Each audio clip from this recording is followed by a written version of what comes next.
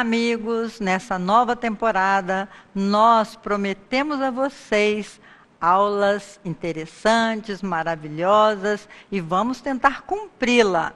O importante é você não ter mais dúvidas nenhuma a respeito do Consolador prometido por Jesus. Meu irmão, querida irmã, neste ano de 2015, as nossas aulas estão sendo muito boas. Nós estamos cumprindo o nosso projeto.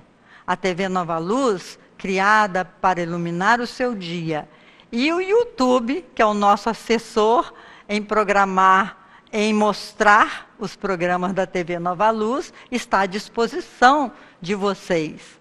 E o Desafios da Vida, que é o tema ligado a Leila Brandão, irá mexer com a sua sensibilidade.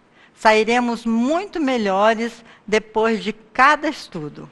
Vamos conferir?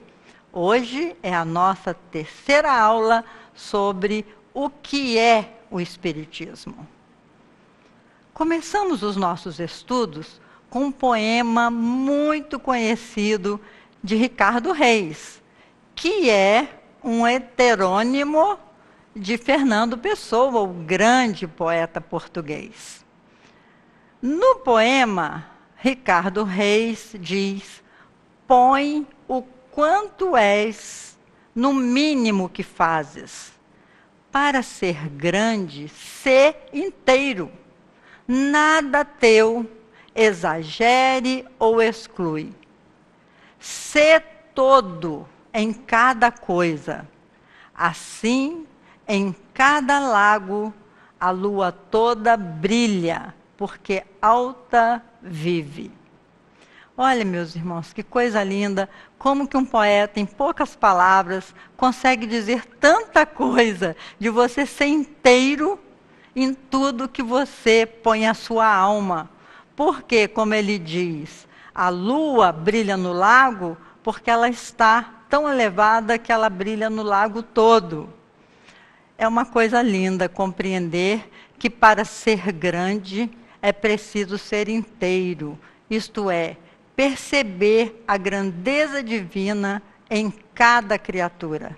Saber que a mente humana se expande quando prioriza o conhecimento. As mesas girantes que despertaram a sociedade humana para o conhecimento sobre a vida na espiritualidade era uma brincadeira de salão. Mas o Espiritismo não as viu como objeto de divertimento, e sim como meio de instrução. Veja bem, meus irmãos, mesa girante, até no meu tempo de infância também, a gente gostava de brincar, de mexer os copos. Uma brincadeira que a gente brincava com o potencial da mente e até mesmo com a dimensão espiritual. O período da curiosidade teve o seu tempo, disse Kardec. E esse período sucedeu-lhe o período da observação. Mas o codificador disse que o Espiritismo não assistiu o fenômeno como objeto de divertimento, mas sim como meio de instrução. É observando muito e por muito tempo que se descobre uma porção de provas que escapam à primeira vista. Os fenômenos espíritas diferem essencialmente dos das ciências exatas, não se produzem à vontade.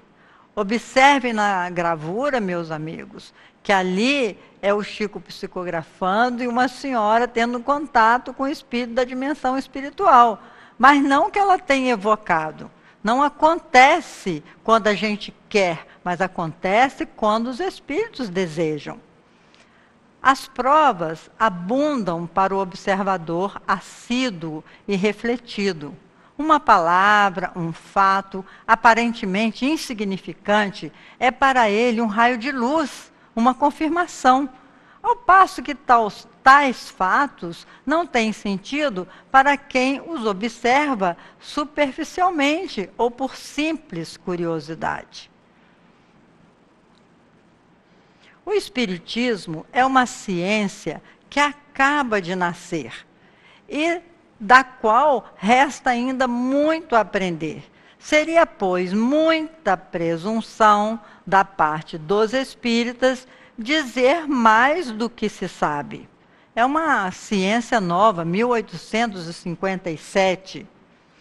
A ciência espírita se prende a todos os ramos da filosofia, da metafísica, da psicologia e da moral. É um campo imenso que não pode ser percorrido em algumas horas. Algumas pessoas confundem espiritismo com espiritualismo.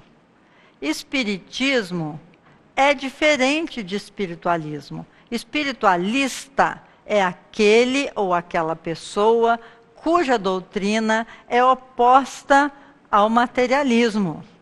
Todas as religiões são fundamentalmente espiritualistas, ou seja, acreditam na sobrevivência da alma.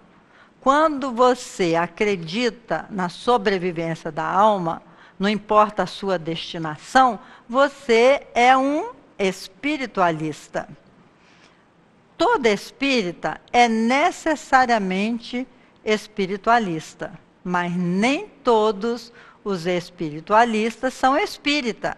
Espiritismo e espírita foram termos criados pelo professor Allan Kardec. O termo espiritismo foi criado para definir um corpo doutrinário orientado pelos espíritos superiores e espírita para designar os seus adeptos. Você vê que tem uma pequena diferença. O espírita acredita na reencarnação, na pluralidade das existências, na pluralidade dos mundos habitados. O espiritualista não necessariamente, ele pode acreditar, por exemplo, em céu, inferno ou outras paragens qualquer. Para aniquilar uma nova ideia, não é bastante dizer: isso não se dá, isso é um absurdo. Seria necessário demonstrar categoricamente que os fenômenos não se produzem, não podem produzir-se. E é o que ninguém ainda fez. Ao contrário, assistimos hoje, em todas as religiões constituídas, um profundo respeito pelos termos espíritas e tais como a reencarnação e a pluralidade dos mundos habitados.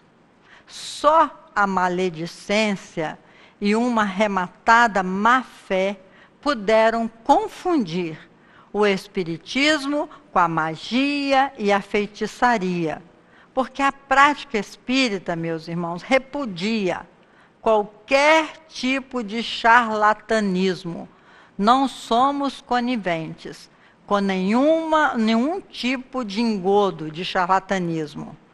Em todos os tempos, foram considerados sobrenaturais os fenômenos cujas causas não eram conhecidas.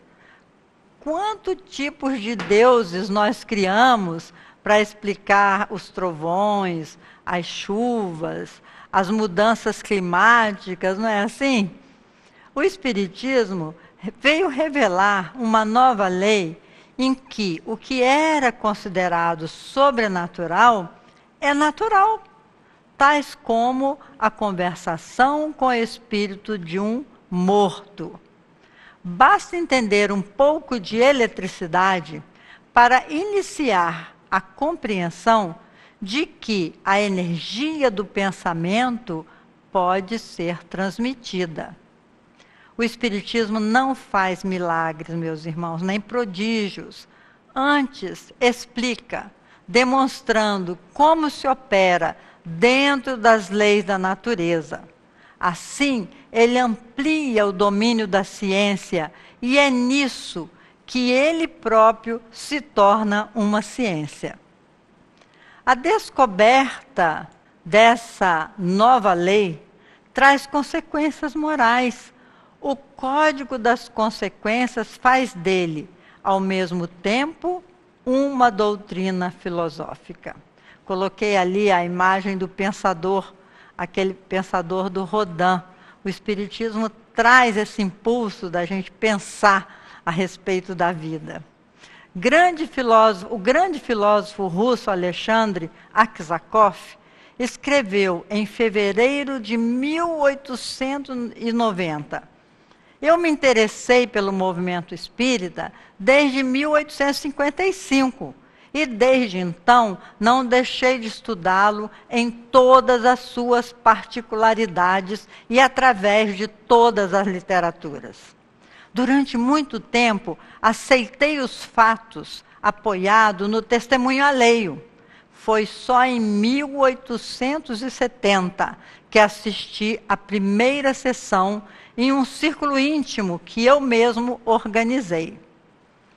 Os fatos, diz Aksakov, os fatos me ofereciam um terreno firme para a fundação de uma ciência nova, que talvez seja capaz, em um futuro remoto, de fornecer ao homem a solução do problema da sua existência. Ou seja, Aksakov, depois de alguns anos de estudos, diz que o Espiritismo pode trazer solução para todos os nossos problemas. Fiz tudo que estava ao meu alcance, continua dizendo Aksakov, para tornar os fatos conhecidos e atrair sobre o seu estudo a atenção dos pensadores, isentos de preconceito.